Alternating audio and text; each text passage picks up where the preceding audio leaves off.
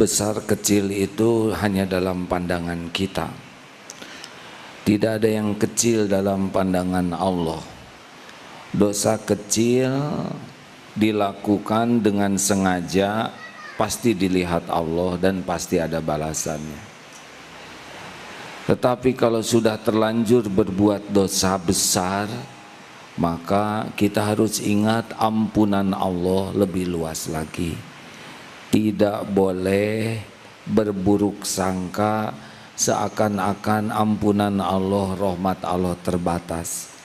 Jadi kalau sudah terlanjur berbuat dosa, tobat saja. Karena ampunan Allah lebih besar, lebih luas dari sebesar apapun dosa. Dosa besar itu buruk, tetapi berburuk sangka kepada Allah lebih buruk. Menganggap Allah tidak pengampun, menganggap Allah kikir dengan ampunannya. Ibnu Abdullah bin Mas'ud, semoga Allah ridho, orang yang beriman dengar, melihat dosa itu seperti gunung yang akan roboh menimpanya, begitu takut. Orang munafik melihat dosa itu seperti lalat. Jadi kalau orang tidak merasa berbuat dosa, padahal berdosa, itu ciri kemunafikan. Orang-orang yang tahu kepada Allah, tahu bahwa dirinya itu pasti banyak dosa. Seperti sholat asar barusan. Sholat asar barusan, kita harusnya lebih banyak mengharapkan ampunan Allah dalam sholat itu daripada mengharapkan pahalanya. Karena dalam sholat barusan banyak ngaconya, banyak tidak khusyuknya. Bayangkan kita diundang oleh misal presiden atau gubernur saja. Gubernur sudah memperhatikan khusus. Nah, kita yang minta pertemuan khusus, yang sangat khusus, tapi selama pertemuan ngelantur, mikir kemana-mana, ngomong kemana-mana. Coba, lebih mengharapkan pemberian dari gubernur atau mengharapkan kemaafan dari gubernur?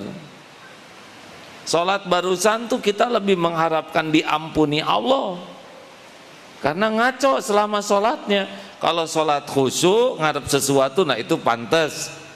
Tapi kalau sholatnya ngaco seperti ulangan jelek di hadapan guru, lebih banyak mohon dimaafkan daripada mohon nilai yang bagus. Nah, seorang yang kalau ditanya, saudara harus tobat, lalu tersinggung, dosa saya apa? Nah, itu ciri munafik. Karena orang-orang yang beruntung adalah orang yang dibuka hatinya oleh Allah, bisa melihat dosanya sendiri dan takut.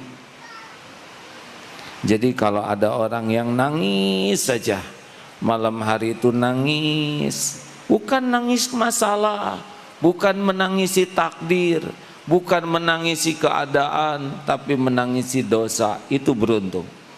Tapi kalau orang hanya nangis, kenapa kok nasib saya begini, kenapa kok hidupnya, hanya menangisi keadaan, itu orang yang tidak ridho kepada takdir. Susah tenang. Tidak usah menangisi takdir, karena pasti baik. Tangisilah dosa-dosa penyebab ketidakbaikan.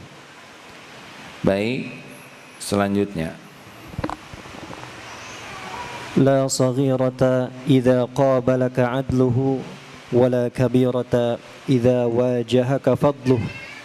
Tidak ada dosa kecil jika Allah menghadapi engkau dengan keadilannya, dan tidak berarti dosa besar jika Allah menghadapimu dengan karunia-Nya. Rasulullah sallallahu alaihi wasallam bersabda, la kabirata ma'al istighfar wala saghirata ma'al israr. Tidak ada artinya dosa besar jika disertai dengan istighfar atau minta ampun, dan tidak dapat dianggap dosa kecil jika dikerjakan terus-menerus. Ada anak-anak yang sedang main. Ada ya?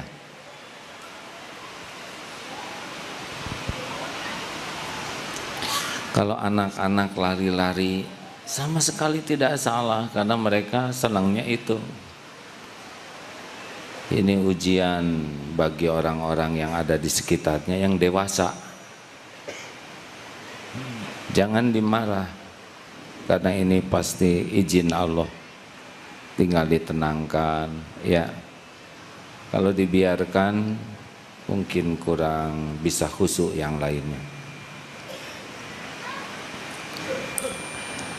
La kabirata ma'al istighfar, tidak ada artinya dosa yang besar kalau dihadapi dengan tobat yang sungguh-sungguh. Dan tidak adalah sogirata ma'al isrol, tidak dianggap dosa yang kecil kalau terus-menerus. Kemarin dalam sebuah ceramah mengatakan seorang penanya,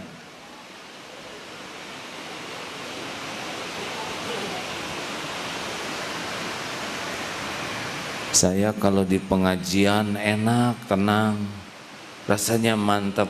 Tapi kalau saya sudah pacaran, tiba-tiba saya jadi tidak tenang.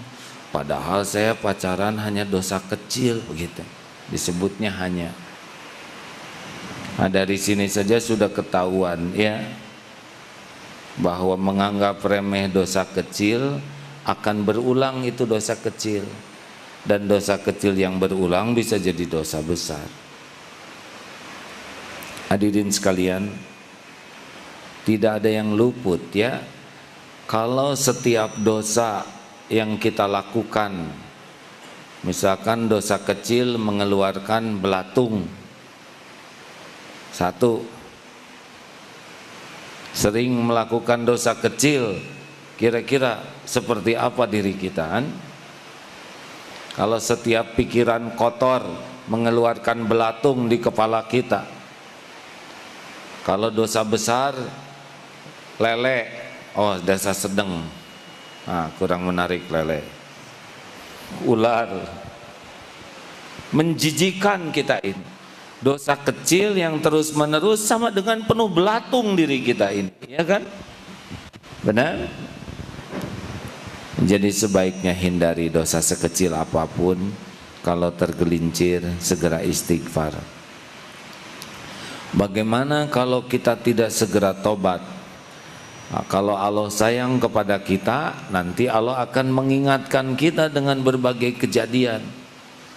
Dompet hilanglah, sakit, di PHK, uang habis. Pokoknya kalau kita disayang Allah, kita akan diingatkan dengan berbagai kepahitan sebagai jalan kafarahnya.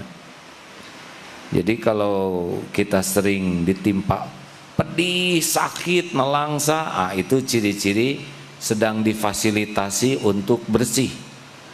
Kalau kita fokus kepada tobat, cepat hilangnya. Tapi kalau tidak fokus kepada tobat, lama sakitnya. Kayak orang anak kecil dimandikan, sambil dimandikan ikut bersih-bersih, pasti cepat bersihnya ya. Tapi kalau sedang dimandikan orang tua lari sana lari sini, malah main pasir lagi, ini bisa berhari-hari dimandikannya. Maka kalau ada kesulitan, kepahitan, tidak usah banyak pikiran, tobat saja. Seperti Nabi Yunus, 3 kegelapan, gelapnya malam, gelapnya laut, gelapnya perut ikan. Apa di dalam perut ikan Nabi Yunus menyalahkan umatnya? Dasar umat ngaco, bebal, dinasehatin, diajak ke sorga, enggak nurut, saya jadi sengsara. Enggak.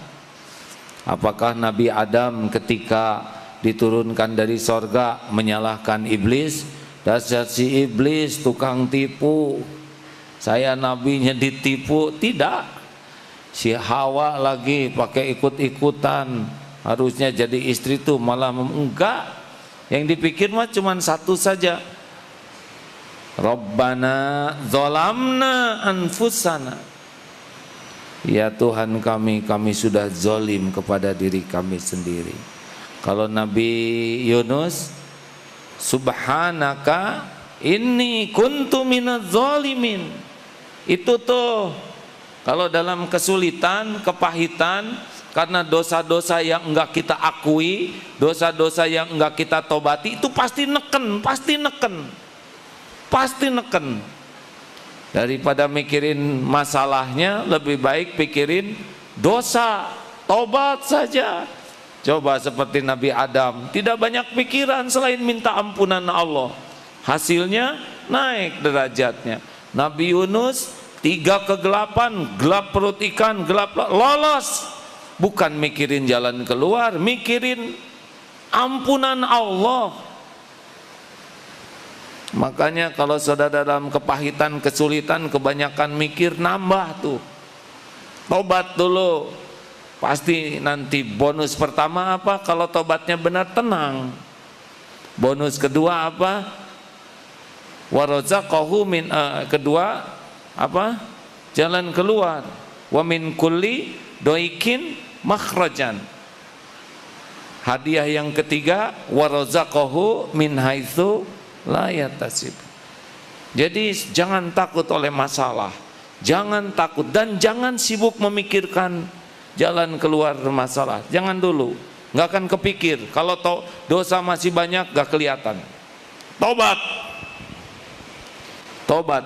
Di perut ikan di laut itu tidak cari jalan keluar dari perut ikan.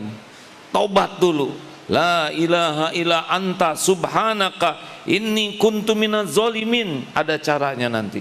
Sudah waktunya diterima oleh Allah. Ini tobatnya udah benar, udah remuk hatinya, udah banjir air mata yang tulus.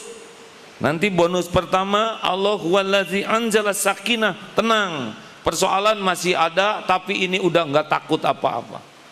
Nanti tobatnya terus, mulai Allah buka. Mungkin si ikannya dibuat menguap yang pleng keluar tuh. Saya tidak tahu bagaimana Nabi Yunus bisa keluar dari sana, ya. Atau bersin mungkin, dari hidung, ya. Keluar, pokoknya mah terserah Allah lah.